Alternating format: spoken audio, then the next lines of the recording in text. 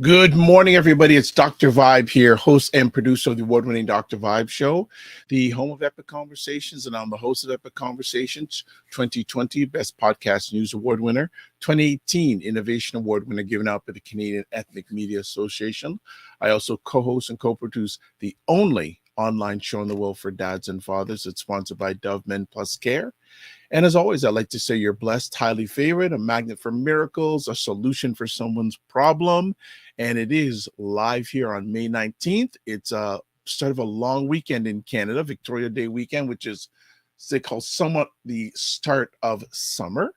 And we're getting there. We're getting there weather-wise. We're getting there. It's supposed to get warmer, but we've had some chilly nights and so-so days over the last few days, but it's been okay. It's okay. So I'd like to say thank you for everyone who is here. Let's see who's already in. Marlon Steven, good morning. Long time no chat. Hope you and your family are fine and safe. As always. What else we got going on? So some housekeeping rules. As always, urge you, well, suggest, ask, ask. If you have not yet subscribed to the Dr. Vibe Show on YouTube, also hit the notification button so that you get notified for upcoming conversations, and like it everywhere else you're watching it, whether it's Facebook, Ryan Knight's LinkedIn,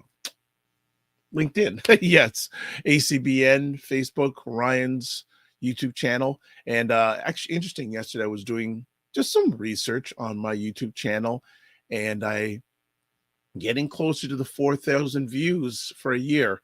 And once I hit that, I can begin to monetize. And hey, monetize is a goal. It's not all about the money, but be a nice little goal to reach. And so, hey, keep on watching, whether it's live on the replay. Had posted some YouTube shorts this week. And if people don't know what those are short little video clips of less than a minute. And one of them had almost 2,000 views this week. Another one had about 1,300 views. So I was really happy with that. So thank you for the support. And I was speaking with a young lady yesterday and shared a little bit about what we do here at the Morning Vibe, and the Dr. Vibe says, "Oh, I'm going to subscribe. I hope we can watch." So I'm just wondering if that person, okay, of course, we know who's on today. If not, Naleen Prasad is on from Jacksonville, Florida. We know who our friend is today. Good morning, Tim Frey. I saw you had a good little meal yesterday at Scott Hill Restaurant in a celebration of Buy Black's Restaurant Week. So I'd love to know how the meal went. And speaking about Buy Black's Restaurant Week, you know what? It's still going on. So in honor of supporting Buy Black's Restaurant Week, here we go.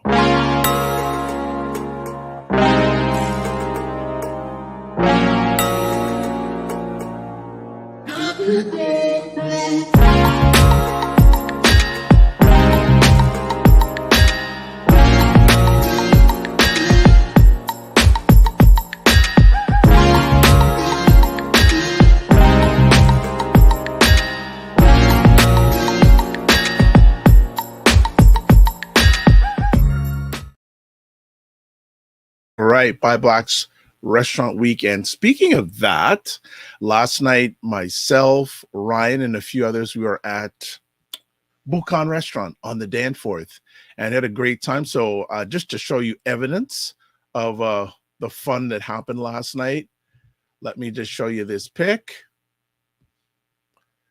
And let's put up on the screen. Yes, so there you go. So I'll give you a little roll call. So on the right here is Chef Noel. At Instagram is I am Chef Noel. Beside him, Charles Matthews, another great online broadcaster. Certainly check him out. He does the Jump podcasts on YouTube. And then we have Amanda, who is part of Edible. Her brand is Edible Bliss. She also collaborates and co-owner at Bukan Restaurant. There's me with my lid, my hat, and my glasses, my Restaurant Week shirt, the old one. We have here Janice Bartley, CEO of Foodpreneur Labs, a great organization that helps BIPOC women take their food that they create and get it on shelf. And there is Ryan Knight of ACBN, and there's Roger Dundas, publisher, co-founder of BuyBlacks.com, Black Canada's #1 online magazine. We had an amazing time. Let's see if we can go through some other pictures. So here's some of the food. Those are some beignets. More beignets. That was bread pudding. Yes, and everything is served on wood. And those little plates here, that's what you actually eat from. So you get the serving for the table on this, and your plates are on the wood there.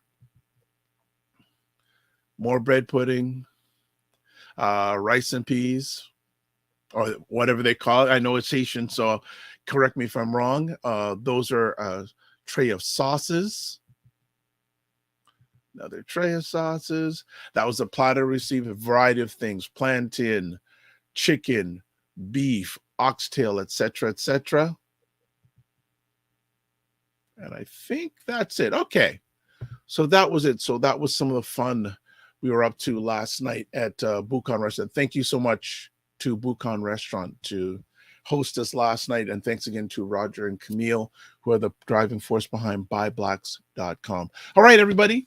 It is the third Friday of the month. And on the third Friday of the month, we bring our friend, Ray McMillan, to talk all things about mortgages and mortgages specifically, but also a little bit tinging on to real estate. So let's bring him up to the stage. Let me just do one more comment here. Divine Right, good morning from the DMV. Actually, funny enough, there's a gentleman who came a little bit later last night who has a media property here in Toronto, and he's moving his operations to Baltimore. Yes, it's Viva TV. Maybe I've let it out, but they're moving. Yeah, they're moving to Baltimore, their main operations. And it was quite an interesting conversation. So maybe we can get them on the Morning Vibe to talk. But let's give Ray his time. Ray McMillan is in the house. What is up, Ray? How you doing this morning? I'm doing very, very well, sir. Good morning. Good morning, everyone. Good morning, Dr. Vibe. Good morning. How are you and your family doing? We're doing very well, thanks. You're out and about enjoying the culinary delights, the beignets, I see. Yeah, those beignets and the nice. Southern, that's very Louisiana. Yes, it was so nice because they were still warm. Oh, yeah. When we were eating them, that was just like, "Ooh, okay, this is warm." And they had a mango sauce. I tried a little bit of the mango sauce, but I didn't need the mango sauce. It was just good as it is, but the mango sauce gave it a little up, up. Yeah, there are a few folks I know with a beignet addiction. I'm not going to call any names, but they know who they are. Fantastic. What's been going on in your world since we last had you on? I think global colding is back in effect. I thought we were in a period of global warming, but we're back into global colding. These sub-zero temperatures, man. I got up the other morning, it was -2 degrees. I'm thinking, okay, I'm not putting my coat back on. I parked my winter coat. I am not putting it back on. I'm going to brave this chill. You know what I mean? But yeah, it's interesting weather because this is the time of the year when everybody starts dealing with their flowers. Like this weekend here is the biggest weekend in the garden stores and garden centers. Yes. And our temps are a little low. But I did some research yesterday, and it's not abnormal. If you go back 2-3 years ago, you see you had some very cool Mays. Not as cold as this one, but we've had some cool Mays. So I think for most of us, we have memory loss when it comes to the weather. Particularly as Canadians, you get one cold day and you get alarmed, and you go back. Well, it was cold last year, May too. You know what I mean? It was cold 2 Mays ago. So it's not always that bad. But the weekend looks as though it's going to shape really nice. I mean, it's always nice to have this long weekend in May. Welcome summer. And we all, bring our light to close out and show a bit more skin, So we start to live as darker hued folk. We start living. We hibernate like the black and the brown bears. We hibernate during winter. Exactly. Come out, Exactly. come out. I thought they found a bear in Georgetown, I think yesterday, up the street from where I am. So Yeah. we're taking their land, we're building houses all over the place, condos. Yeah. So we're displacing them. But anyway, that's a different conversation. Absolutely. Before we get into the main thing today, Divine Right says, man, that food looks good. Well, Divine Right, we're waiting for you. We'll keep on teasing you. We're waiting for you and your son to come out to take you to some of these restaurants. She also says, oh, nice. Baltimore's only 45 minutes away. Yeah, there. And she also says, good morning, Ray. And Marlon says, happy belated birthday, Mr. McMillan. Blessings for many more. Thank you very much. So let's get into it. You're wanting to talk about actually this subject that you brought up, you're bringing out, going to share with us today. When I shared it with, I'll tell you what, I shared it with Roger Dundas yesterday. He goes, oh boy. He went, he says, Ray's going in. So let me just reveal what. Is that a good or a bad I can't read Roger some of the times, but so Ray wants to talk about house rich, cash poor. Where do you want to start on this conversation today, my man? We've seen the term thrown around frequently, being house rich and cash poor. And the question we ask is, do people even understand what that phrase means, house rich, cash poor, and what the numbers are when it comes to that circumstance, how it affects us? What house rich, cash poor means is for an individual or a family have most of their assets in the property they live in, their primary residence. And the number that the researchers use is 80%. So 80% of your equity or your net worth, is tied up in your principal residence, then you're considered to be house rich and cash poor. The other thing they look at is what portion of your income goes towards owning your home, your debt to income ratio, which is a term used both in the US and here in Canada. And that number is 40%. So if you're spending 40% of your income on owning your home and your total net worth consists primarily of the house you live in, then you're house rich and cash poor. How does it affect you as an individual? Well, we're seeing it right now based on the current economic circumstances. If all of your money is in your property, how do you react? Or how do you counter swings in the economy? How do you deal with interest rate changes? How do you deal with a slight increase in your cost of living? And the people who are more significantly affected by today's price increases, whether it's in the grocery store or the gas pump, or even in mortgage rates, are those who have no cash. And the one thing I always preach about is you got to have cash. Cash is king. Yes, we're in a digital financial world today where everybody's using, but you still have to have liquidity. So let's move the word cash to liquidity, right? We buy our first home as mostly immigrants to Canada. Let's go back. The population of Canada is primarily immigrant, the black population. We had about 4,000, less than 10,000 people came to Canada as slaves in the 1800s, between 17th, 8th, and 19th century. There's a very small indigenous black population in this country. So most of us come here as immigrants, whether it's our parents or grandparents, or we ourselves are first-time immigrants. So we usually get into the asset building phase much later in life than other ethnicities who have been here for a longer period of time. We are still first and second generation Black Canadians, whether you're from the Caribbean or Africa, we're still first and second generation. And even those who have been here for a long period of time haven't managed to amass significant wealth. We are still talking about financial literacy. And that means a bit confusing, because my recollection of growing up in the Caribbean is that we were pretty much very financial literate. Not necessarily very sophisticated, but we had our local credit unions, co-ops, and ways to pool money within our local communities to buy properties, land. And most of us came from families who owned businesses. But we migrate to Canada, and for some reason, we find ourselves functioning on the fringe of the financial wealth of the society. And we're acquiring assets that aren't always necessarily income-producing assets. and our only focus is buying this property.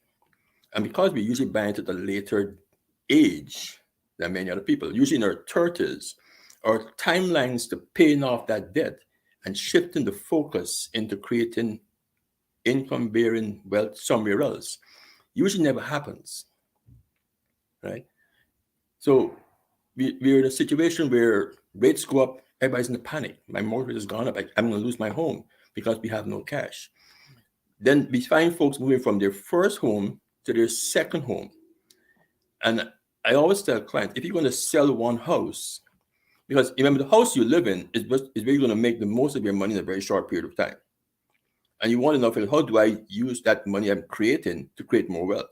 So you bought a house with $200,000 back in 2001. It's now worth $700,000. You have a mortgage of probably $70,000 left in it.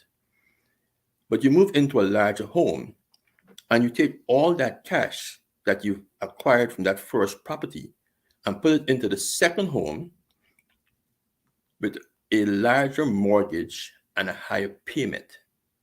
So you've not kept back any of the money. And we've tried to have that come to clients all the time. Keep some of that money. Put $100,000 away. Put $250,000 away. You cannot scale up by taking all what you've acquired from this home and putting it into the next home. I heard a comment a few days ago on a podcast I was listening to when they spoke of dynasty versus legacy. Many individuals are creating their own personal dynasty. Few people are creating a legacy. Right? With a dynasty, you're creating assets for yourself. With a legacy, you're creating assets for the future generation. That's a good analogy. And when I heard it, I went to the dictionary, I started looking at the meaning of the words. I started doing some research on the ancient Chinese dynasties and how powerful they were. Then I looked at the word legacy. And I looked at the breakdown of those two words. And it was, to me, it was like an astounding moment for me, right? So, and that's where the planning comes into play.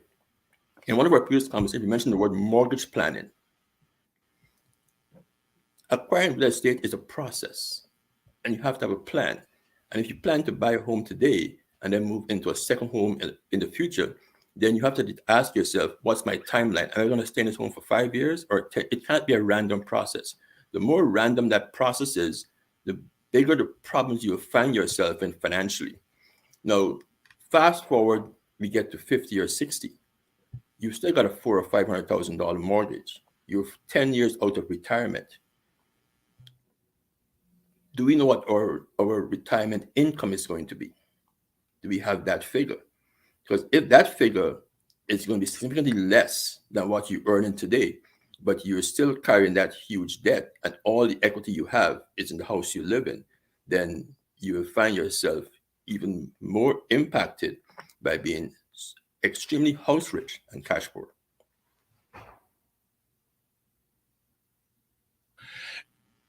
And want to say good morning to a number of people. Also, Christopher Lawrence is in here. Good morning. He says, hi, Ray Real Estate McMillan. And I guess he's pinned that name on you. Also, good morning, Teacher Inspire. Ray, with that, and I've heard the term for many years, house rich, cash poor. Is it more prominent today than it was 10 years ago? I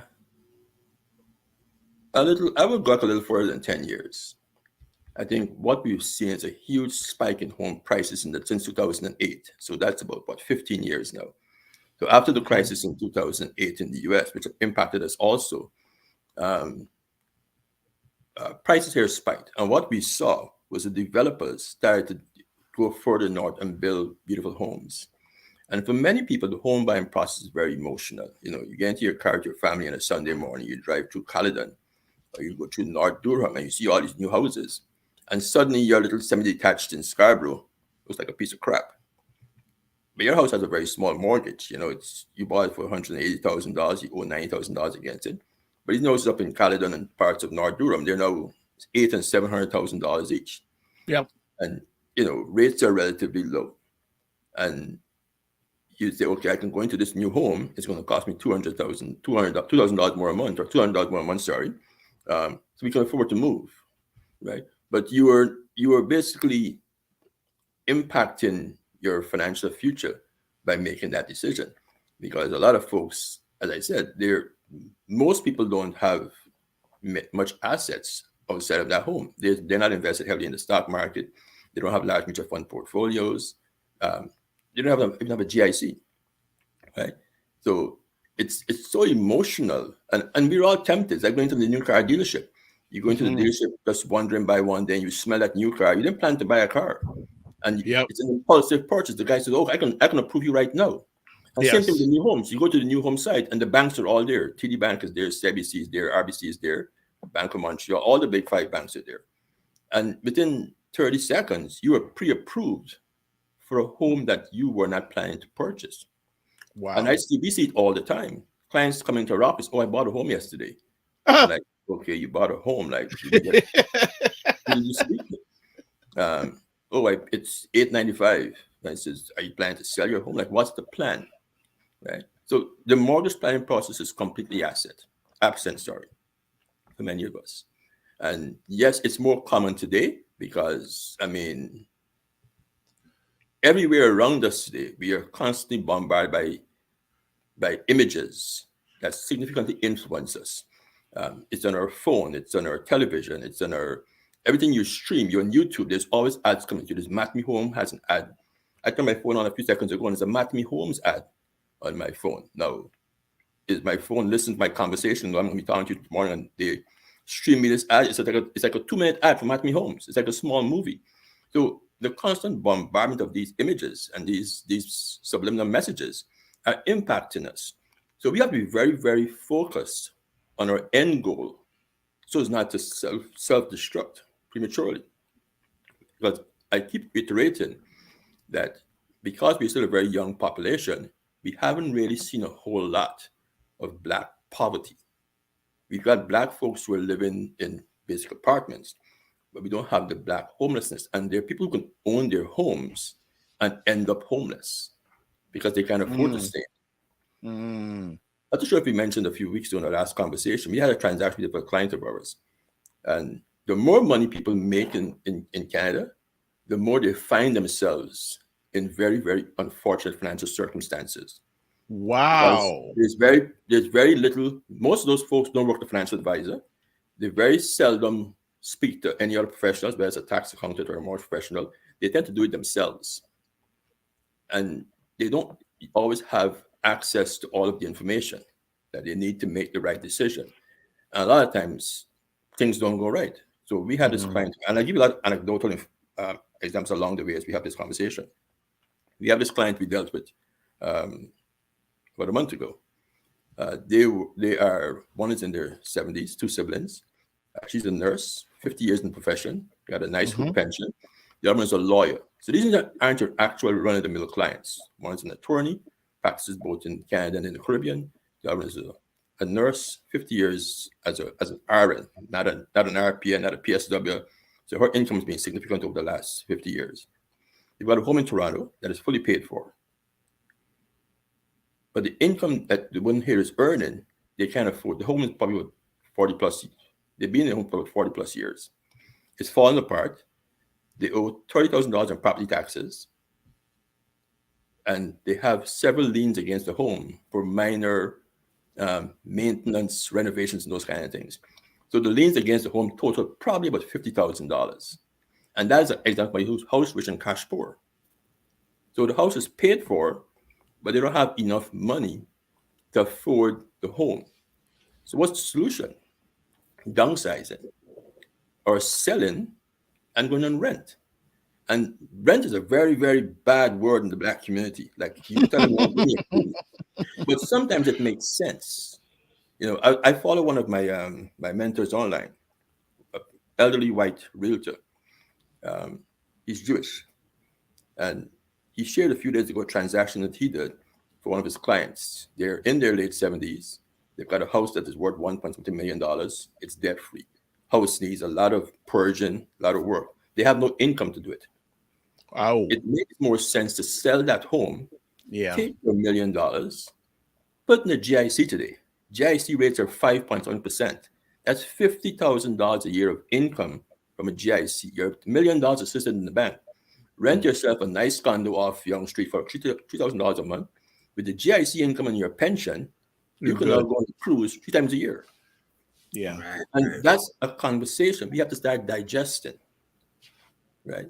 Like, what do you do with a home that has all this cash, but you have no money anywhere else? No money anywhere else.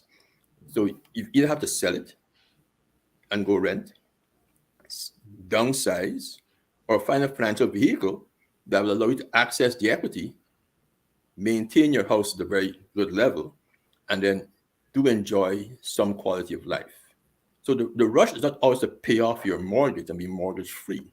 The rush might be, the focus should be, how do I use this equity in my house? And I'm very wording that many people don't like talking about. Leverage it. Yeah. That's not, I appreciate that comment. Leverage. And the earlier you start leveraging, the better your quality of life will be when you get into your 60s. Because between 50 and 60, that timeline moves very, very fast. And I know from experience because I'm almost 60 now, right? I'm 364 days to 60. Right? Happy belated again, by the way. Right? So between your best years are between 30 and 40. And in that 10-year period, for us as Black folks and mostly immigrants, we have to make the best of that decade. But if you get into your 40s and you've got debt and a property, then the ability to really scale up and enjoy the 25 years of your life that you'll be retired, because we all live in longer and healthier for most of us, if you don't eat certain things and you stay away from the beignets, you want to enjoy that period, and you need money to enjoy it. There's no fun being retired, broke, and on a continuous vacation. When you go on a vacation, you want to have money to enjoy yourself. Yeah. And retirement is one long 3-decade vacation. Yeah. We have to plan for it. Yeah. So we have to really start having serious conversations about these properties and only having all of our assets in this nice home we own. Because it's not going to serve us well, it's not going to serve our communities well, and it's not going to serve our future generations well. All right. Well, Hayden, good morning, Hayden family. And he says, good morning, Mr. McMillan. Thanks for making me smart today. Ryan is in the house. Ryan, how much weight gain have you had this week? I think my throat is sore from the food, just swallowing so much food. I haven't checked the weight gain yet, but yes, thank you, Buy Blacks Restaurant Week, for the extra pounds. Always good to see you, Ray. How many restaurants were you at this week so far?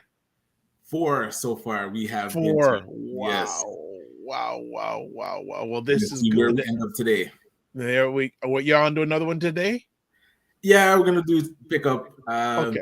Yeah, for those. Oh my gosh, the okra that Roger was talking about. Oh, the BB Men project. Yes, I haven't been there before, so I'm gonna all right. Good stuff. Well, I showed the picture earlier from last night. That was a good time last night. I know you had to leave. You had your youth with you, but man, conversation got deep after. Yeah, man. That's good. It was a really deep conversation we were having. Myself, Janice, Chef Noel, and Charles. Oh my goodness, there's some. That was fire. That was fire. But Ray, Hayden has a question for you. Ray, what's your thoughts on reverse mortgages? I don't even know what that really. I've heard the term. What is a reverse mortgage? A reverse mortgage is one where you basically finance your home up to a certain loan to value, which is the financing based on the appraised value of your home when you get to a certain age. So in Canada, reverse mortgages are available for anybody over the age of 55, right? And they're ideal for folks who are in the position of being house rich and cash poor. There are 3 or 4 companies in Canada who offer the product, and we do quite a few of them actually, because we've got a pretty large portfolio over the age of 60 who are all house rich and cash poor. Actually, we just closed one about 2 days ago, a reverse mortgage. So the way the product is designed is that you take out the equity of your home up to a certain loan to value, and you can take it all as cash up front and reinvest it, or go buy a cottage up north and spend your time up there, or you can take a monthly or quarterly income that goes into your account. You don't have to make a payment against that mortgage, right? The premise, the way the actuaries have designed that product is that your property should appreciate at almost the same rate as the rate of interest you're paying on that mortgage. So many people are under the assumption that, okay, I'm going to lose my house, the mortgage is going to become more than that's usually not possible, because the lender will not usually go beyond 55% of the value of your home. And the younger you are, the less money you have access to. So let's say you have as a 55-year-old compared to a 70-year-old, the 55-year-old will access less money than the 70-year-old, because based on your life expectancy, the 70-year-old probably has 13 or 15 years to live, while the 55-year-old has probably 30 years to live. Are you following? Right? Yes. So for the right person, it's the perfect product. The challenge is many folks, when they pay their home off, they're reluctant to go back and remortgage it. Right? My home is paid off. Right. And that is one of the things that we as a Black Caribbean African culture have to wrap our heads around. Right? That, the goal is, I want to pay most of us come from a culture where we didn't have mortgages in our homes back in the Caribbean and parts of Africa. Right. My grandparents had a mortgage in their home. My grandparents had a home. They extended very large. They had many bedrooms and bathrooms. And I remember that bank conversation. I remember going to the bank with my grandfather as an 8 or 9-year-old, and he negotiating his payments, and he was paid off in 10 years. But many of us have family homes where, your family owns a property. And whether you're in the city or the country, it's the same thing. Your family owns a property. The lot is probably 60 feet wide. You've got a house on part of it, and then you build a next house on the other side, or build a house behind it. So the entire family lives in this communal environment. So for a lot of us who spent our time in the Caribbean, and probably Roger can attest this because he came here like myself at a much older age. I mean, I'm from Ghana, he's from Jamaica, but I'm pretty sure it's very much the same thing. That we have this communal way of living where the family has this lot that's an acre or 2 acres, and you got 3 children, you got 6 children, and you got 3 sons, and each son gets their property. And that's the other thing with the Caribbean also in parts of Africa. The son gets the property because the daughter's supposed to get married. Okay. The daughter can't marry no broke Negro. That's very important. And we have to have these conversations. Like, you can't have your daughter marrying a bum. Because I want to invest in my daughter to go to law school or medical school, and the dude she marrying is working at Canadian Tire. Then we're not playing that game. And we had a conversation a few days ago with somebody in a platform about marrying the bus driver and the bus company. Yes. Ebony K. Williams. Yes. Now understand, if you have something, you have something to lose. If you have nothing, you have nothing to lose. So if I create something for my family, why would I put them in a position to hook with somebody who has nothing? Not even an ID. Right?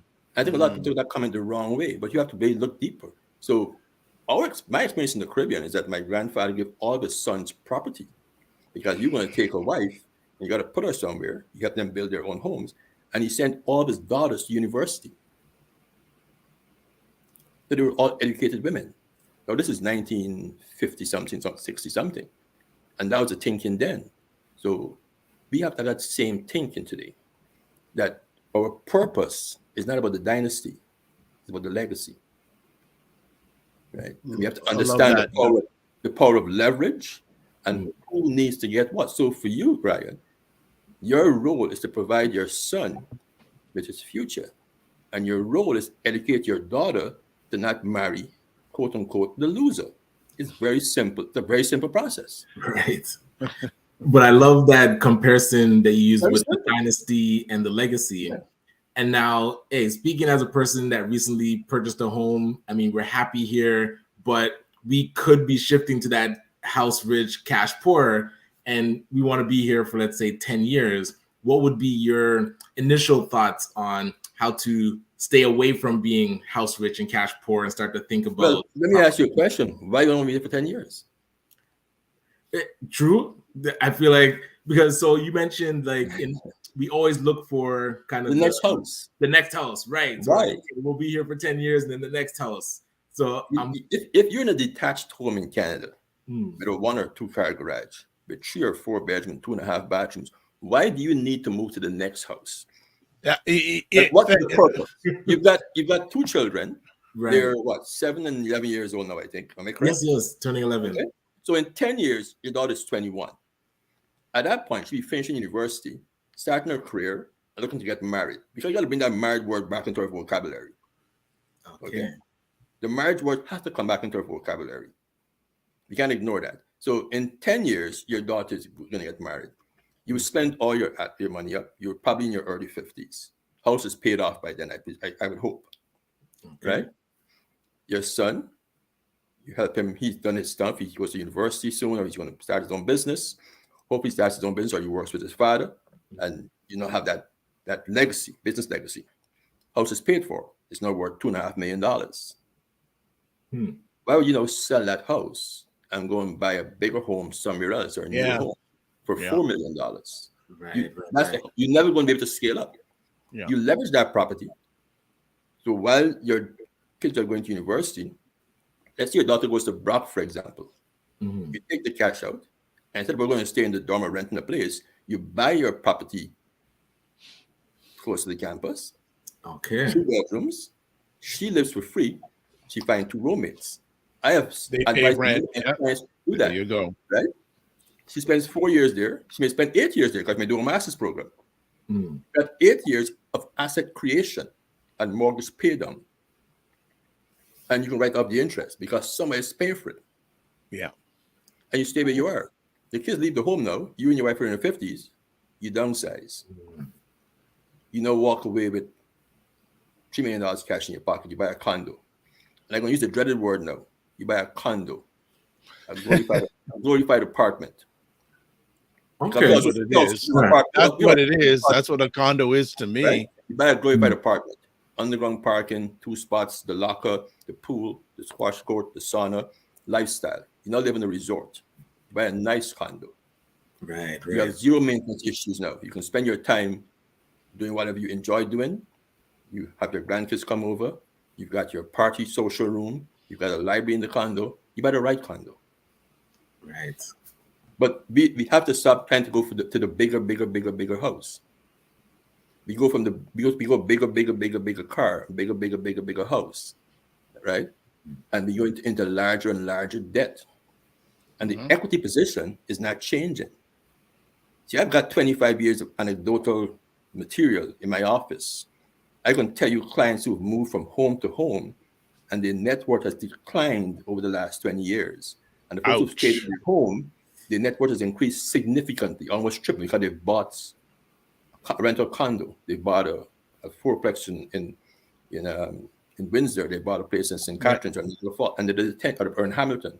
And those folks who were looking to pay down, take out the equity, use the mortgage planning process, the leverage. It's not a bad word again in the community. The leverage, use other people's money, to create wealth. Yeah, we did some work on our properties in Jacksonville a few days ago. We had to get a roof on one of our properties. I think the cost was $10,000, and we were going to pay for the cash. I says, no, you're not going to pay for this cash. You're going to finance it. 9.99%, $70 a month. Right? Wow. It's going to take 10 years to pay it off, right? I'm not worried about that. Save the cash in your pocket. You have the cash in the pocket now. It hasn't gone any place. It's income property. So I can write off that interest expense.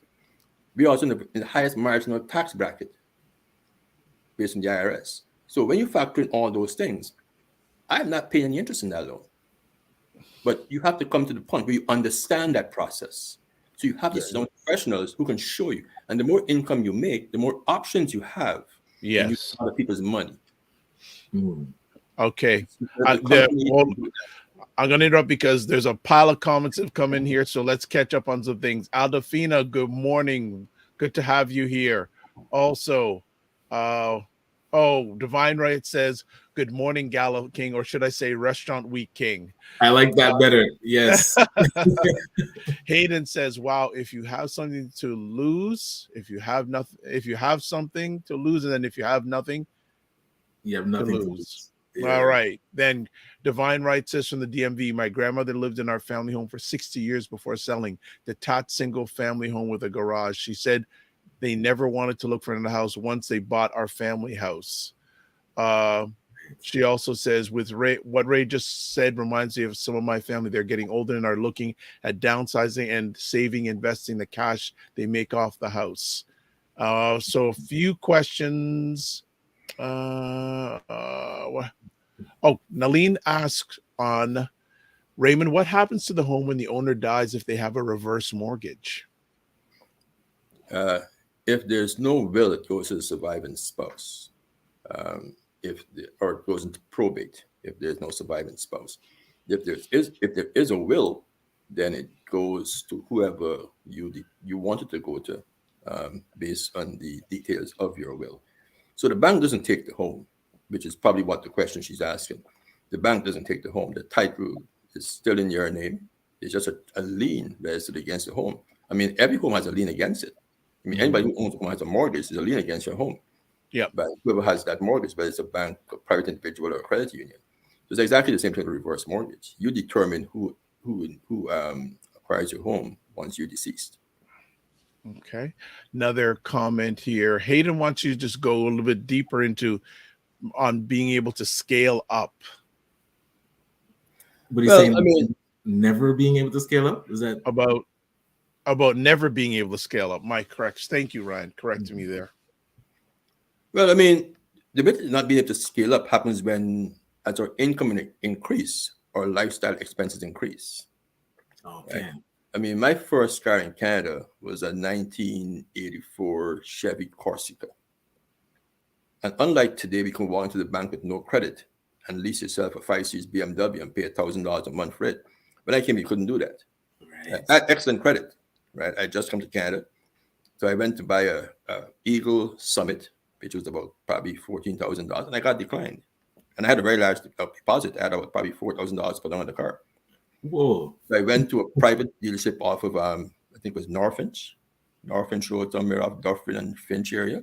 Yeah. That used to be used car heaven back in the day when I came to Canada. Yeah. And I bought a Corsica for $5,000. I put down $2,500. The guy held ownership in his name, and I made 6 payments. And in 6 months, the car belonged to me. Yep. When I paid that car off, I did what most dumb Negroes do.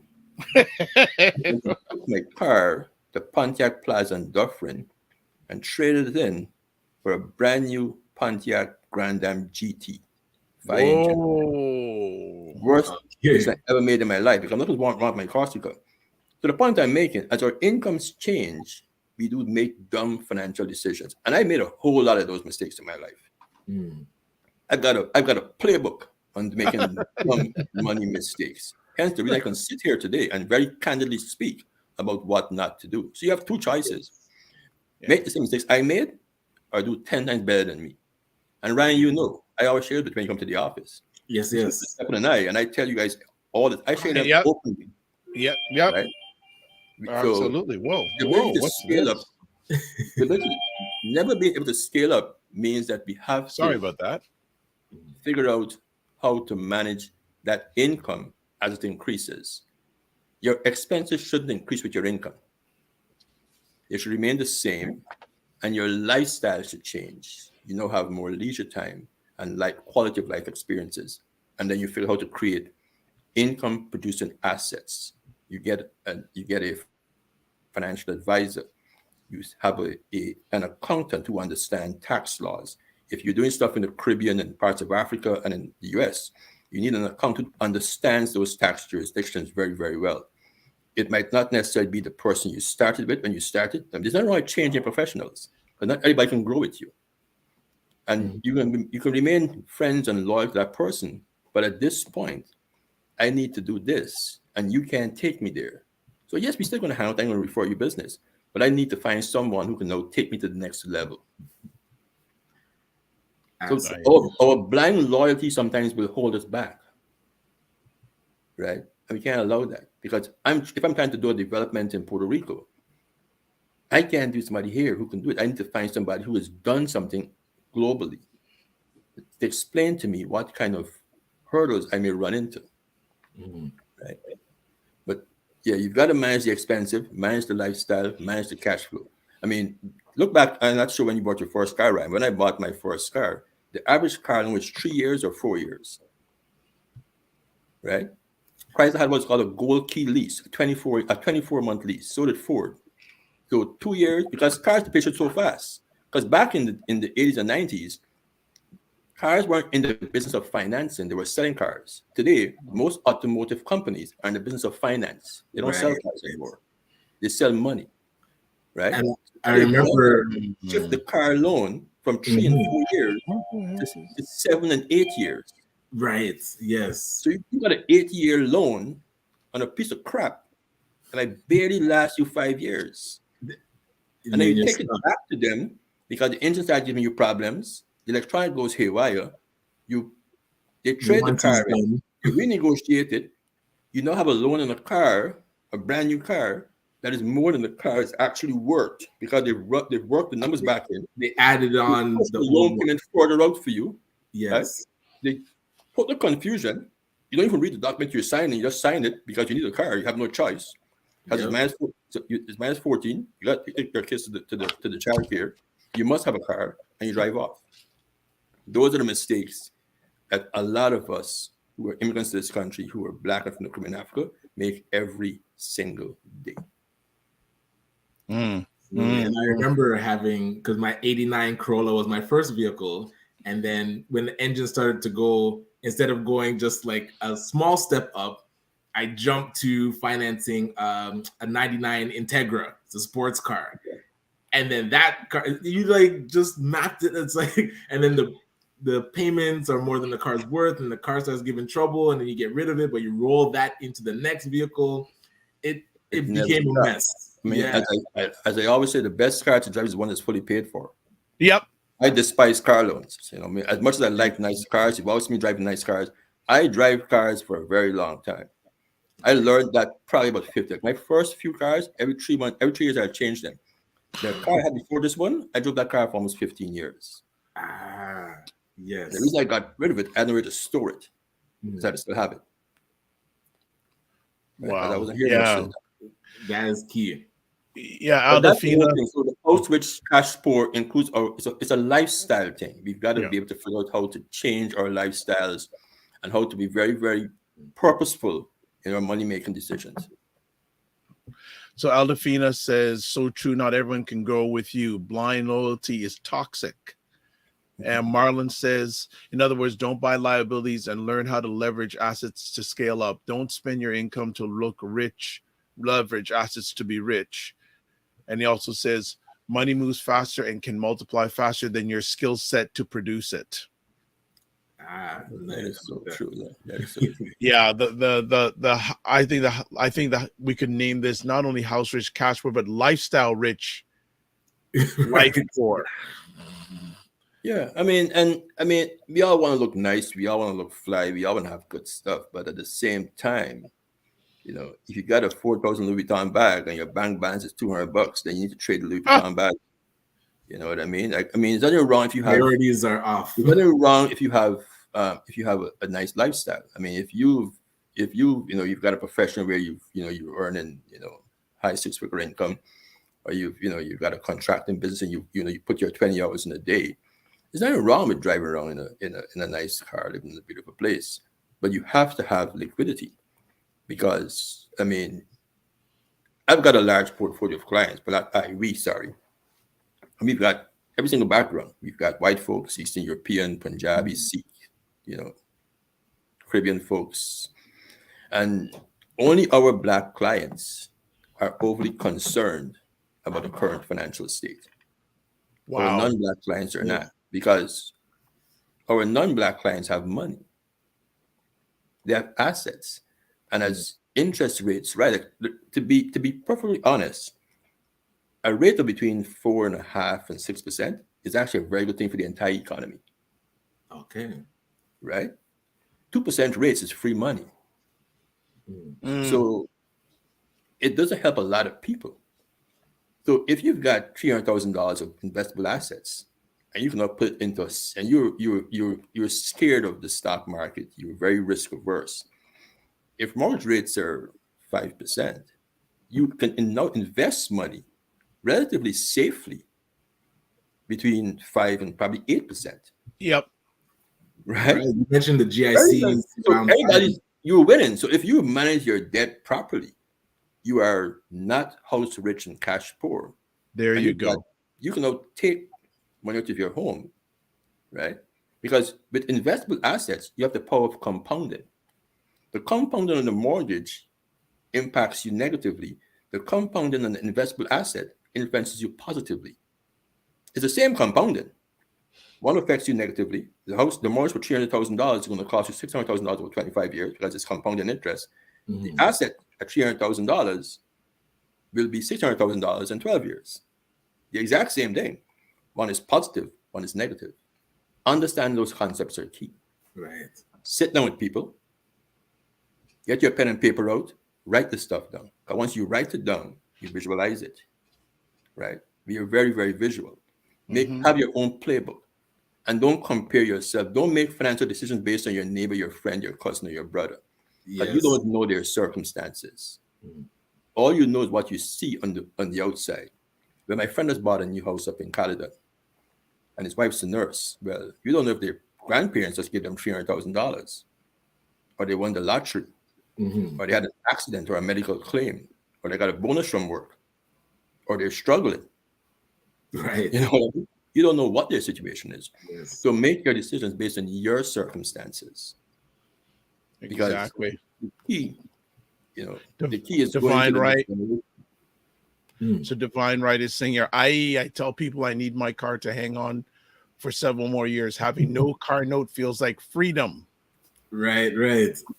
Marlon says, talk about pooled private mortgage lenders that right now would produce 5 to 8% per annum. I'm not too sure if that's a statement or a question. I don't know either. So Marlon, if you can give us some clarity on that, that would be great. Yeah, I think these days, like, I drive an old car. I'm gonna be totally honest. But I know that I don't have no car note every month. It gets me to A to B. It gets me to Montreal. It's got me all over the place. If there's one thing, I've never been the big thing about having a new car, because the most important investment I have financially is the home. It all starts with there. But I will admit, though, I didn't understand till a number of years ago about the whole area of leveraging. Leveraging, I think, is a huge, huge word for understanding that a lot of people who look like us don't know or are afraid to know.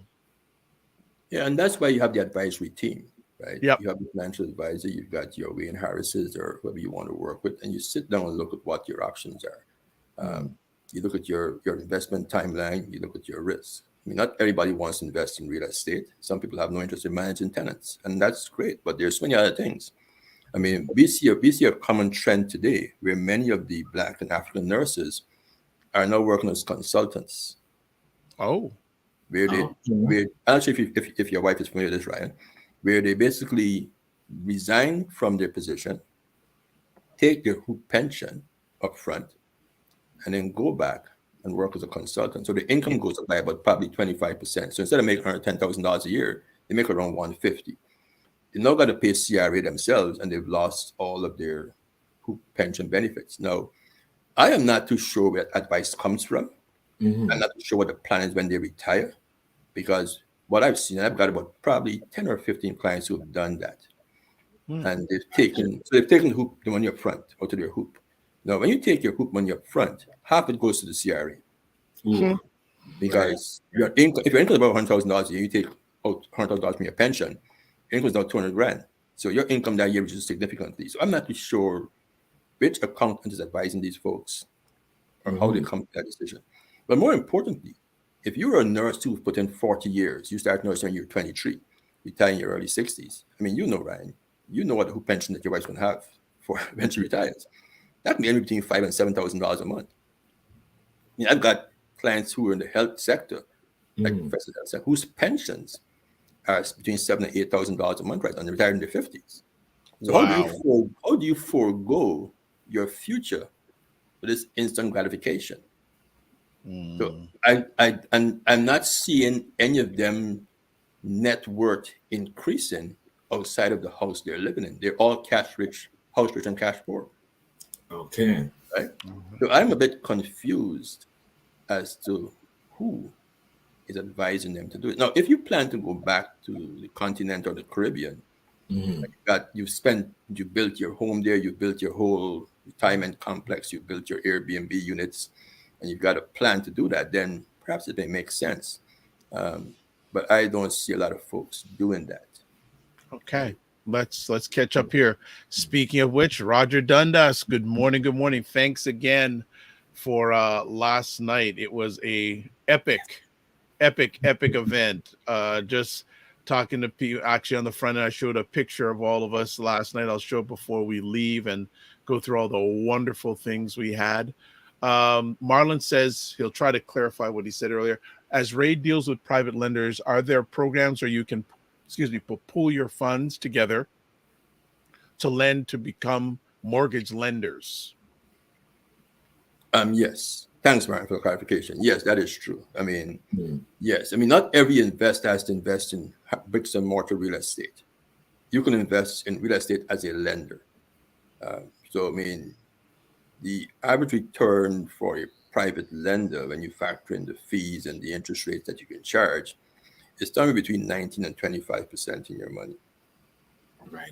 So, yeah, if you want to get into that, and you can pool, you've got 5 people, you've got, $200,000, you got $1 million, right? The more money you have, you can reduce your risk significantly because you can now spread your lending out into different geographic locations, different borrowing situations, and that kind of stuff.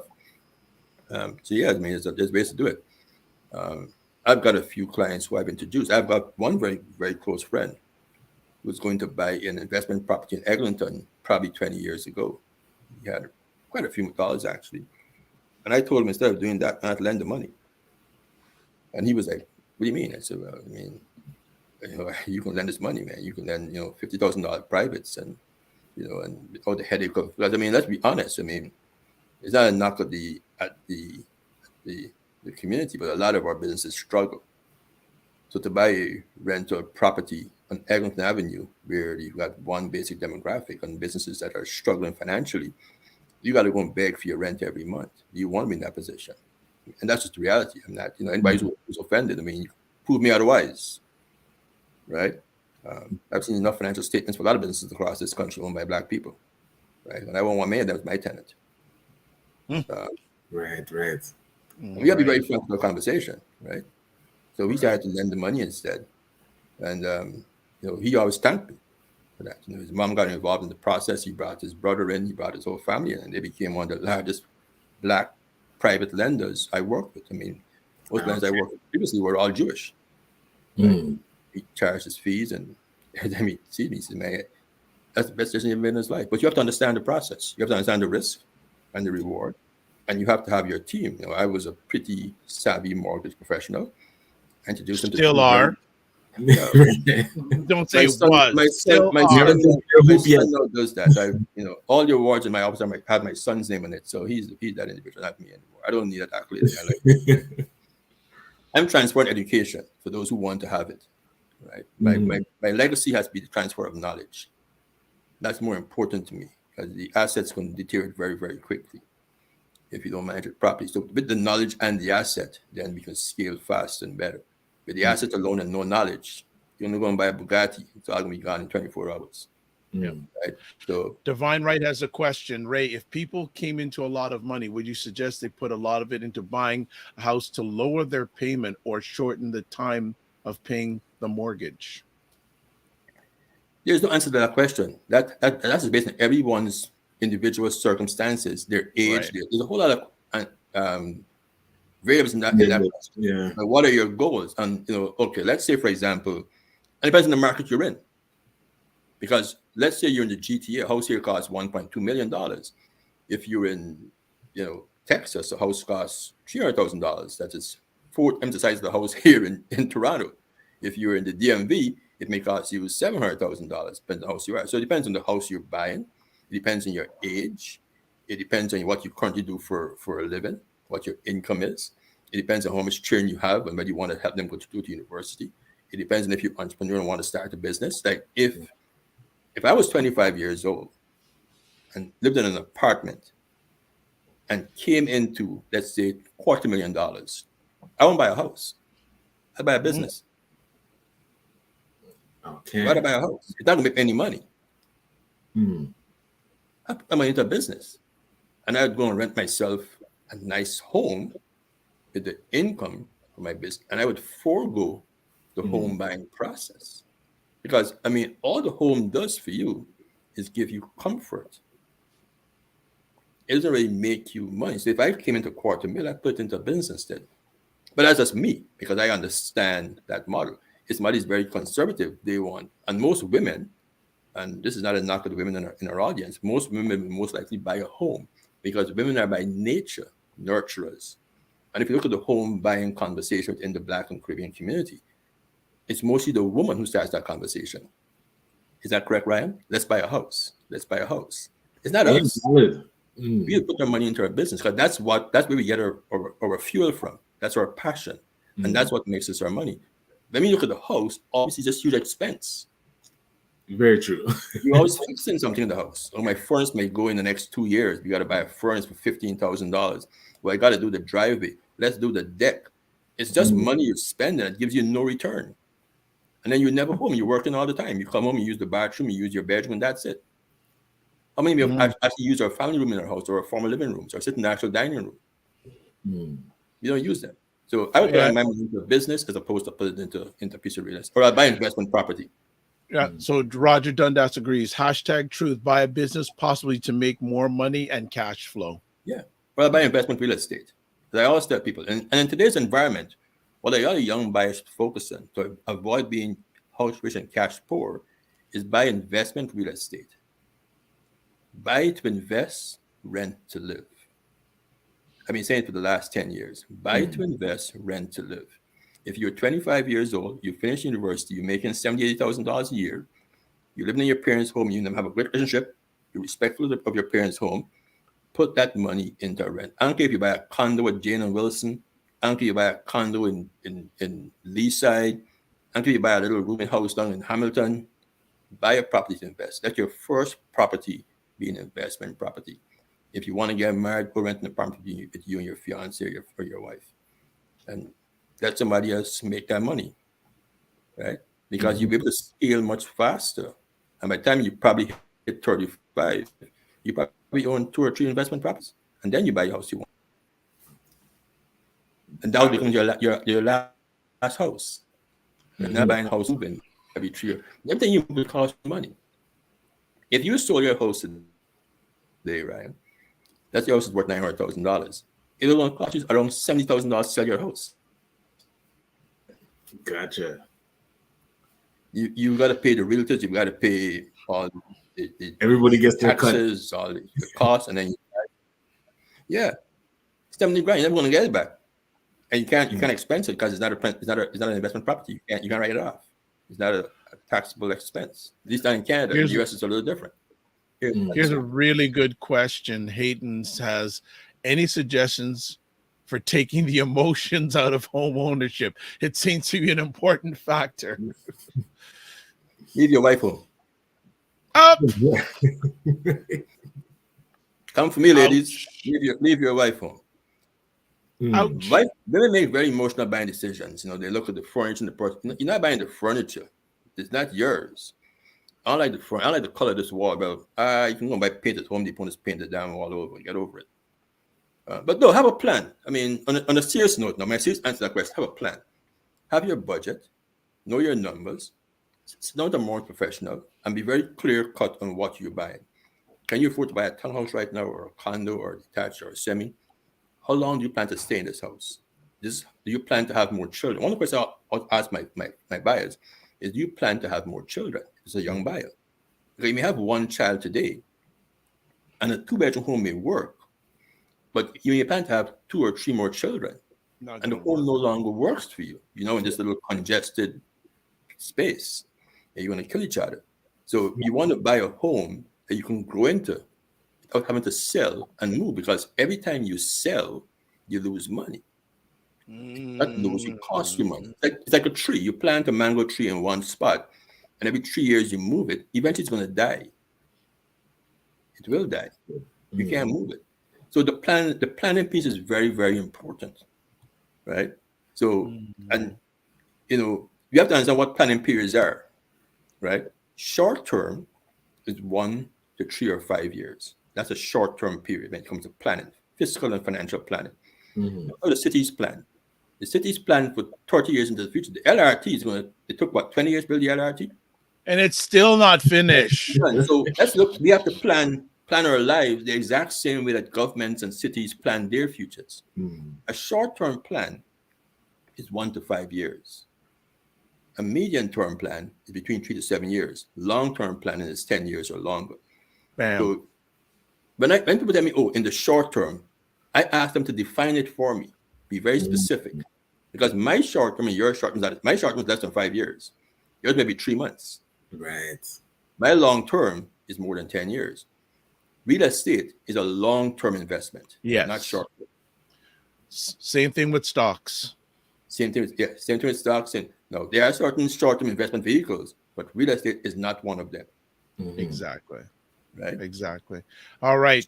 Marlon, to liquidate them very, very quickly, access the money to do something else. Marlon asks, or not asks, he says, reiterate, invest first, buy later. Widen your asset base, your cash flow before you buy. All right. Teach and Inspire says, #savvy.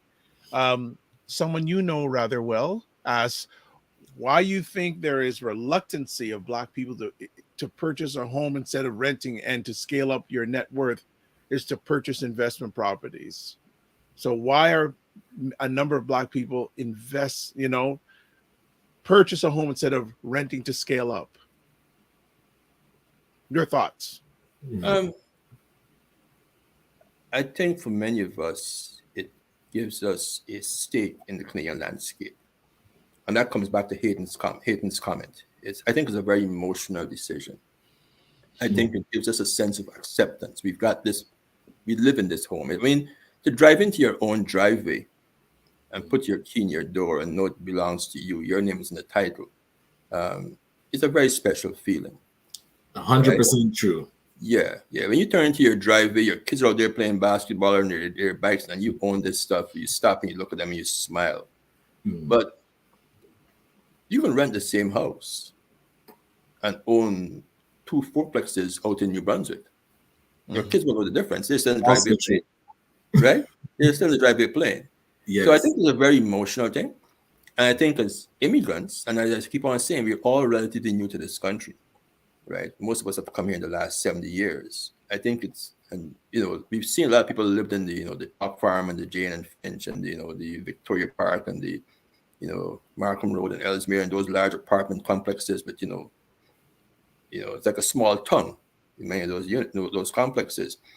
I think there's a degree of trauma attached to that experience, and many of us are glad to get away from it and have our own piece of real estate. But I mean, I talk to my kids every day, and I tell them, I said, man, like, I share with them, as I said, my kids have been on my mailing list since they were kids, since they were in elementary school. The same email I sent my client, I sent my kids. I've always done it. So they've been bombarded with information since they were 6 years old, right? So hopefully by now, some of it has actually permeated their membranes. But yeah, I think it's a very emotional decision. And even for myself, I had to come to that realization, because we are measuring ourselves against communities that have been here for multiple generations, both here and in the US. In the US, it's actually worse, because the community that we measure ourselves against in the US had 400 years of free labor. Right. And in an agricultural or industrial society, labor is your most expensive cost on your ledger. So if you had labor free for almost 400 years, about 250 years to be exact, you had an amazing head start on everybody that's around you. True. We have come into our own in the last probably 4 decades, right? I mean, we had NBA and professional athletes who made no money playing professional sports in America until a few years ago. Michael Jordan changed the game of professional athlete. He's the first person. So anybody's making money today needs to send him a thank you card. Because prior to him, you go back and look at the guys, all the basketball, they weren't making any money. They weren't Kareem, Wilt, Magic, Larry. Right? So that changed in the last 40 years, right? Mm. So we are trying to compete with a population, or trying to emulate, not compete necessarily, a population who has had a multi-generational head start in us. Yeah. And we have to sit back, take off those funny sunglasses, and look at the state of what it really is, right? Most people come to this country as immigrants, come here with no money. Zero, right? Very few come here with huge assets, right? And so you've got to stop and make decisions based on and get the advice, find the advisors who understand your story and your circumstance, and work with those kind of individuals, as opposed to having pie in the sky conversations. True. We're in some bonus time here. Some more questions still coming. That time went fast, man. No, we're still. I know we're still bonus time. Great. Empro Graphics, morning blessings. Good to have you all. You missed a great conversation so far, so I suggest you catch the replay. Hayden says, with a reverse mortgage, do you still own the home? Yes, you still do. It's just like a regular mortgage. It's registered exactly where a mortgage registered. Only certain lawyers do it properly, and most reverse mortgage companies will advise you which lawyers to use. If you're the one that we just did for one of our clients, we did it with a lawyer we work with, and it's a very long process. I mean, every reverse mortgage we've done, not me, but Stefan has done. Sorry. Is a huge education process. There's a lot of uncertainty. The client has many questions. There are many interactions we have with that individual. What the first one Steph did, I think, took a year and a half. Okay, elderly clients. They had a nice home up north, close to one of the lakes, and they were concerned. I know the interesting is, once they did the reverse mortgage, there were a married couple, white couple, and then once they did the mortgage, which changed their lifestyle significantly, the husband died like 4 months later. Okay. If they hadn't done it, like they couldn't. This woman was a school teacher, they had good pensions, right? So they had very good pensions, because the pension thing today is not. First of all, many of us is within the Black Korean community, we have jobs that don't really pay good pensions today. The big pensions were the government, police, fire, and nursing. Right? Federal provincial government, they paid great pensions. When you came to federal, provincial, municipal, when I first came to Canada, but you get a government job, you get a good pension. That was everybody's goal. We get a job with the government. I'm thinking, I want to work for the government. It doesn't interest me. But those are the pensions. You get you have a $5,000 or $6,000 a month pension. You work for the federal. You put your 30 or 40 years in, right? Today, many of us, I don't know what the numbers are, and perhaps Ryan can speak to this. Many of us are consultants. If you have no pension, I've got no pension. That's true. I'm not concerned what the CPP or the OAS. I don't really, that money, it's like a car payment for me, as far as I'm concerned. So many of us are in that position. So we have to be even more prudent. Our generation, the Gen X and the Gen Z population and the millennials, as to how we plan our future, because we will actually be even more severely impacted by being in a house-rich cash poor situation. If you're a school teacher and you've put 30 years in, you got your pension. You were a nurse, you were a police officer, you worked for the federal government in some capacity, you got your pension. You worked for the post office, you got your pension. The other thing is that a lot of people are now contract employees, even those who are working for companies.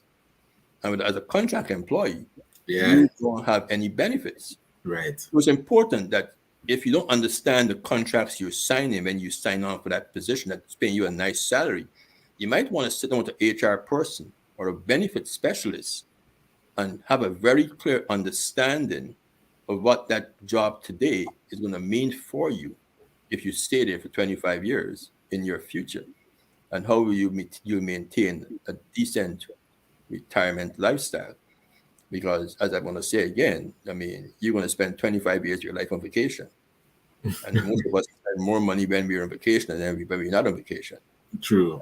Just doing leisure stuff all the time. Right? Absolutely. Well, I just hadn't done it for a while. We're just jumping in real quick on doing a quick segment on Instagram Live. What up, Jeff Lopes? What up, Jen Jersey? Yes, that is a green screen behind me. Yes, that is a green screen behind me. Question.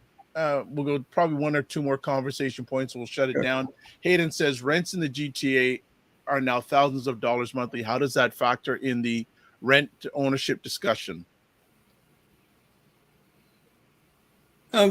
Yes, we live in one of the most expensive cities in the world, probably the top 3 in North America.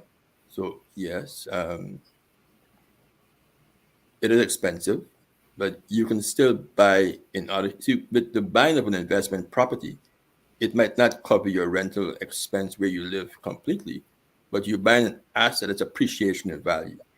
And in the normal market, that asset is appreciating by between 4.5% or 7% year over year, right? And if you rent in the GTA because this is where your job is, and it makes sense to stay here, instead of renting a 1-bedroom apartment or a condo, it might make more sense to rent a 2-bedroom unit, and you and your sibling, or you and one of your close buddies, share that space. Because a 2-bedroom condo is probably $28,000 or $3,000 a month, while a 1-bedroom is around $2,300 a month. If you by yourself, so by just by sheer dollars and cents, it makes sense to have a roommate. Mm-hmm. And we have to understand the circumstances we're in. When I rent my first apartment, it was $500 a month. I didn't need a roommate, right? Right. My rent was 20% of my gross income. Today, most people's rents are around 4% or more of their gross income. Right? Yes. So, we have to understand, and I think earlier in the context I mentioned the debt to income ratio. You got to understand what our expenses are based on our income and where we as a people, I'm talking about us, fit in the grand scheme of things. Like how much of our income is going towards our housing. So it may make sense to rent the home $3,000 a month. It's 4 bedrooms, but now it's 4 people. So your individual cost is now probably $1,000 a month when you factor in the utilities. Mm-hmm. If you do it by yourself, it's paying $300 a month, right? So we've got to know our community, that coming up. We talk about the community a lot. For us to survive the environment we put ourselves in, we have to work as a community. And then you focus on buying that 1-bedroom condo or Tritowe and you rent that out. Like I've had a condo on Tritowe, or somebody close to Caledonia, I think 5 years ago for like 230, 240. That condo is $500,000 today. 2-bedroom condo. If you bought a house to live in, right, you would have had access that investment asset, sell, or you can always refinance it. Because remember, every month rents go up. The rent increase year over year in North America is almost 30%. Wow. Put that in perspective, if you had a rent for $1,000 a month last year, September, your rent today is now $1,300 a month in the same unit. Jeez. So, wow, if you've got 4 units, your income has gone up by $1,200 a month by doing nothing. Right. Yeah. Right. So the leveraging is what's important. How to understand how to create income somewhere else. Your house is a great place, but provides you no income unless you figure out how to leverage it. And I'm not saying do it carelessly. I'm not saying to take all your cash. I'm going to take some risk and buy a gas station. You don't know anything but gas stations. Or going to buy a restaurant. Or you don't know a restaurant. That's not what I'm saying. If you've got money in your home, that's okay. I'm going to take out part of my equity. Look at the numbers. How much is it going to change my monthly payments? Will the income from this offset the increase in my monthly payment, plus give me additional income while creating wealth for my family? That's the difference. That's the point I'm trying to make. And you can't, if you don't have the ability to do it yourself, then sit down with a professional and get out a pen and paper, build the Excel spreadsheets, and plug those numbers in, because numbers don't lie. Absolutely. All right. We're going to start shutting it down here because we've gone so much in the bonus time, but I just want to shout out people who came on IG Live. Jeff Lopes, Jen Jersey, who's working comfortably from bed in Jersey. We got Blue Goddess Desico, Pin Hop. Some people got some interesting IG names. And Jen Jersey said, who are we speaking with? We are speaking with Ray McMillan of the McMillan Group, Inc., who has been a licensed mortgage broker in the GTA since 1999. If you're only getting a part of this conversation, so I'm suggesting go over to the Dr. Vibe Show YouTube channel, subscribe, notify, and watch the replay. So we're going to shut it down on the IG Live. Thanks for stopping by for a bit. Hope you have an outstanding day. Make sure you give yourself grace. And don't just manage your time, manage your energy. All right, as we got a few last comments here. Okay, Hayden says, again, Ray, thanks for making us smarter today. Great questions, by the way, Hayden. Keep them coming. Tim Frey says, for another discussion, the Black community talks about wealth and legacy, but we keep talking about retirement. Wealthy people don't retire. They have freedom, days, weeks, and months. And says, once we understand that, house rich and cash poor is no longer a thing. Okay. Any thoughts on that comment, Ray? That's language. I mean, I understand what Tim is saying. I mean, retirement for me is not, retirement for many people who are wealthy is not to stop working. It's to start doing things that you enjoy doing while your income, your money train never stops, right? So, I mean, my retirement goal was 50. When I came to Canada, by 50, I wanted to retire. And what I meant by that is that I didn't want to have to get up in the morning to go somewhere to earn money. That's what I meant by retirement. So, I was forced into retirement in 2018. I had a health scare, and I saw my son's ability to function in my absence, right? And then it allowed me to shift my focus in other things, which I think is what Hayden is. So I haven't done a mortgage for anyone since 2018. That's 5 years ago, right? The office does that. Stephen is the primary person in that position, and we're going to expand the team again and change that. Get a few more people on board with us. But yeah, I mean, it's you never okay. I'll give you an example. I grew up in Guyana, right? Yeah. My background is my influence in life is Guyanese.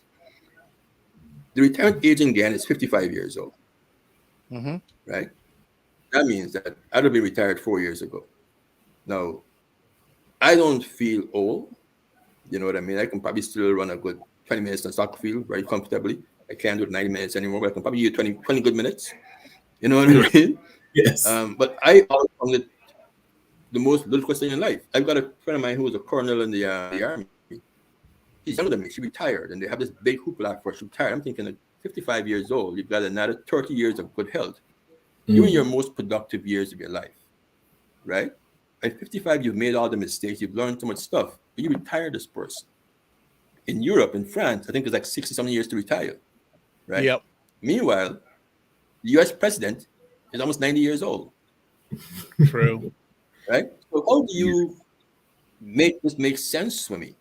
You retire in the productive part of the population in the most productive years. So yes, he's correct. We don't retire. We just shift our focus into enjoyable pastimes, find more time for leisure, and hope we spend time with our grandchildren and our great-grandchildren while not having our income change significantly, right? It builds on before we let you. But building on before we let Ray go, it's like what George Fraser said a number of months ago when we had him on, and he said that research shows that your most productive years are between 50 and 80. Yes. Yeah, that comment woke me up. It woke a lot of people up. Same. Yeah, I mean, for myself, I started to tell everybody around me who was close to me, man, I'm getting old. I feel old. I started to have that that will be gone. Pity Yeah. me kind of approach to life. Because you start to all the things you didn't achieve that you wanted to achieve. And I mean, as you start heading closer to 60, between 50 and 60, it goes very, very fast, right? It's like, like 9.94 seconds, Ben Johnson's time, right? Flash the light and it's over, right? And so I started to get, and my son kept on telling me, he said, Dad, you're not old, man. You got time, you can do stuff. And so when I heard Dr. Fraser make that statement, it really resonated with me. Yep. Like, that's what I got out of the symposium. That was my biggest takeaway when I heard it, because it really put, he mentioned again at the symposium, and I saw him on the screen say it, and I said, I need to really rethink how I view aging, right? Because not many of us have the ability to age properly. And that's why I keep on saying our biggest legacy is not always the transfer of wealth, but the transfer of knowledge. And that's where we need to focus also. Transferring the wealth is great, but wealth with no knowledge is not going to last anybody very, very long. We have to stop making bad financial decisions and really understand the system we're working in. We have to take the time to understand, how the banks work, how the environment works around us. So when we buy property, buy cars, understand that we're getting the best value that's going to help us in our journey forward, and not just, do it just for the fun of doing it. All right. Good way to close. Ray, thank you so much, as always, for taking your time to invest knowledge in us. We appreciate it immensely. Yeah. 100%. And again, happy belated birthday. What are you up to this weekend? I don't know. I'm doing some driving, do some photography. I love the camera, right? So nice. Yeah. I may go to Niagara Falls probably and all right. Rub shoulders with the tourists. I've been a tourist for a while in Canada. I'll do some tourist stuff this weekend. I got to check it out. I went to one restaurant yesterday for the Buy Blacks Restaurant Week. I visited one restaurant. Nice. I will probably go up to Zymaker. Did I say that correctly? Yeah, really nice salmon. I'm struggling with that. I got a friend supposed to come pick me up today. Actually, they carried me out to grab a bite for my birthday. So we may go up there and I may have a piece of that nice blackened salmon that they do up there. It's actually very good. If you haven't gone to that restaurant and you live in the West End, you're in Peel, you gotta check it out. They've got really good customer service. It's a very nice place. That's some combination restaurant. Been there for about 10 years now. And the food is very good service. So that's where I may end up. So thanks to buyblacks.com, I'm gonna do my bit in supporting restaurant. Well, I'm not a t-shirt wearing guy. I like my shirt. Yeah. But, all right, Ray. Man, have a great weekend. Take care, Ray. Thank you. Thanks, and thanks to the audience for listening. Take care. All right. All right. There is another epic conversation. Let's see if we got a few more comments here. Tim Frey's have a great long weekend, everyone. Well, if you're in Canada and those who have it, you will be getting a long weekend this weekend, Victoria Day weekend. What are you up to this weekend, Ryan? We have our ideation bootcamp in partnership with Delta Family Resource Center. So we are bringing some youth potential entrepreneurs to see what ideas they have and work through how to make them viable. And then that leads into an 8-week program where we actually take that idea and turn it into a business and get them making some money. That's kind of the main for the weekend. How about yourself? Pretty quiet, which is good. Do you want to do a live show Monday or do you want to do a replay? Good question. Oh, what is Monday? Oh, it's a holiday. It's Victoria Day. We just talked about it, man.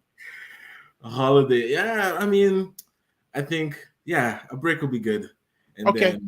So we just made the decision, family, in real time. We're going to do a replay on Monday. So myself, pretty quiet, get some cleaning done. The lawn has been going like crazy, so I got to mow the lawn again. Just do some stuff, hang out with some family. I have a cousin who's up from Jamaica, so hang out a little about her. With her, amazing conversation. Thank you, Divine Right. Thank you. But yeah, it's pretty quiet this weekend. And we'll just do it at the end again. You can take advantage still of Buy Black Restaurant Week. For more information, Yes, go sir. here. Go to Ryan's shirt. Yeah, it's, Right, go to it's Ryan's shirt. yes. Yeah, we can see it. And again, I want to just shout out everyone.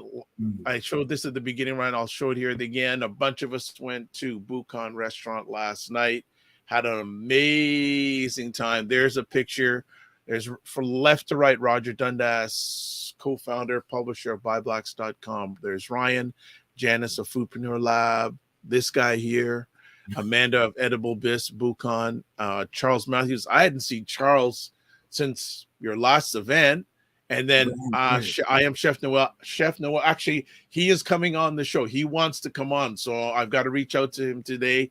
Coming up on a Monday, we will have Chef Noel. We've got some other people that we are working on. But last night was amazing. And again, Divine Right, you missed out again. So we're going to tease you till you get up here. You and your son get up here, and we take you around all the restaurants. So thanks, everybody. Again, we are going to do a replay on Monday. Thank you for allowing us to take the time off. We appreciate that. And yeah, everyone take care of yourselves. Take care of yourselves. It's not easy. It's not easy out there. So as always, this is what we'll close out. Oh, one more comment coming in.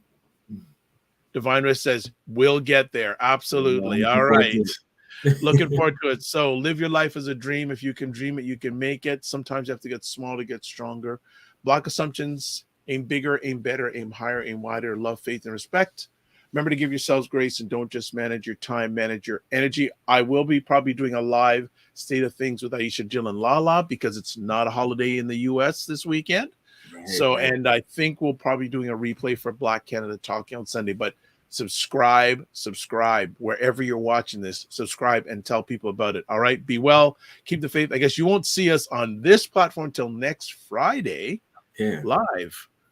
So hope you can survive without us. No, I'm just joking. All right, be well, everybody. Keep the faith.